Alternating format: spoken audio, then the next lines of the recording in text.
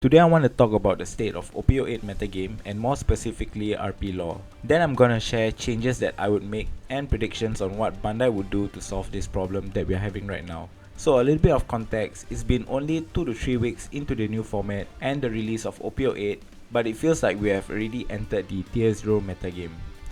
So what changed in OP08? In OP08, Red Purple lore received a huge buff in the form of Pudding and Black Maria. Back then, Red Purple Law would need to think about how they will manage their dons and when is the appropriate time for them to activate their leader's effect, as there wasn't an efficient way of ramping aside to 5-cost Kid, Bond Clay, Ayn and Miss Sunday. But with the release of Black Maria, all that decision making is no longer necessary. You can basically play a Maria turn 2, use the leader's effect to play a Reiju to draw 2 and then activate Maria to get back 5 dons, essentially making the leader's effect free. Or how about this, playing a Pudding on turn 2, using your leader's effect to play Sachi and Penguin to get 2 dons, then get back another don from Pudding, effectively playing 2 characters down for free on your second turn with no drawbacks. The problem with Law is whatever red and purple support that gets released, it will indirectly be a Law boost. The leader has 2 powerful effects, bottom deck a 3k power character or less, and play a 4-cost character or lower. You don't even need to bottom deck a character to play a character out. On top of that, having access to 2 copies of the same card in Race Max and Gordon is just a mistake to begin with. The leader itself creates the tempo. The closest comparison we have for this is Blue Crocodile, but it's like comparing the sky and the ground. The identity of blue has always been to tempo, but somehow that has been slapped on a red and purple leader. On top of that, Crocodile has to minus 4 dons to return 5 cost or lower character, while Law has to minus 3 dons, which don't forget purple has many ways of ramping. And on top of that, Law gets to bottom deck a character while Crocodile just returns them back to hand. So potentially you can bottom deck a 10 cost Big Mom if you reduce the attack down to 3000. However, for Blue Crocodile you can't do that because there's no cost reduction in blue, but there is attack reduction in red. So that's another problem with Red Purple Law. Red Purple Law has access to cards that it shouldn't have access to, like clearly the Black Maria and Reiju. Being red also means it has access to strong rush cards like Kid and Killer, which is the bane of everyone's existence. You know shit is going down when you are down to 2 life. With a simple minus 3 don you get a 7k attacker. So I think Maria would be a good addition to the Animal Kingdom Pirates, especially the purple deck. Like I've been enjoying playing the purple Kaido a lot, but it should have been leader locked to Animal Kingdom Pirates. And Red Purple Law has no business using this card in the deck. And yeah, like I mentioned, they have access to Reiju and Queen, which gives this deck more consistency in drawing.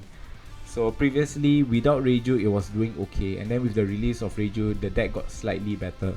And then in EBO1 they got Kid and Killer, the deck somehow became tier 1, tier 2, and then now with the release of Black Maria it's even higher in tier 1 if not tier 0. RP Law also introduces a new problem like mentioned earlier. Moving forward we'll need to take into account the existence of RP Law, otherwise it will be indirect support for Red Purple Law. For example, in blue, now every draw cards in blue has to have the caveat of bottom decking the same number of cards you draw because Nami exists. So this is what might happen to red and purple cards moving forward. So when I made this tweet, it was literally on the release of OP08, and after an hour of playing against it, I knew something was definitely not right. The deck has too much consistency power, which is why I made this tweet. And turns out 5 tournaments later, look at the results. We have RP Law winning every event and being in every top 4 of each tournament. To compare against another band leader, Sakazuki helps the deck's consistency and help to create tempo by lowering cost. Law on the other hand is straight up tempo and you get to cheat out a character. And also another thing to take note is nobody wanted a Saka ban. What we wanted was the cogs of the deck to get hit, cards like Great Eruption or Gecko Moria. And Gecko Moria will touch on that later. Now moving on to the next part of the video, if I'm wearing the Bandai hat, what would I do? If you are going for the no leader ban and no errata approach, in order to balance RP Law, I feel both Race Max and Gordon got to go. Make the RP Law player use more dons to reduce characters attack with cards like 4 cost Law, 5 face and even Otama. Reducing an attack by 2k is more balanced than 3k, because that means your 5 cost character with 6k attack will probably remain on the field longer, and it will require more resources for them to remove your character. I wouldn't touch Reiju and Kid and Killer, I think they are fine on their own. And then we need to introduce a way of banning by restricting the use of Black Maria in Red Purple Law decks. So I think they did this for one of their other TCG Digimon. So what I just shared was the worst case scenario, which is no ban to the leader. For the best case scenario is of course straight up ban Red Purple Law. But wait, Black will just be best deck in format. We restrict Gecko Moria to 1 or 2 copies, or even no, we are not going to do errata because I know Bandai don't do that. So yeah, we will restrict Gecko Moria to 1 to 2 copies, and then we will ban Annie's Lobby or restrict it. No other changes for the other colors.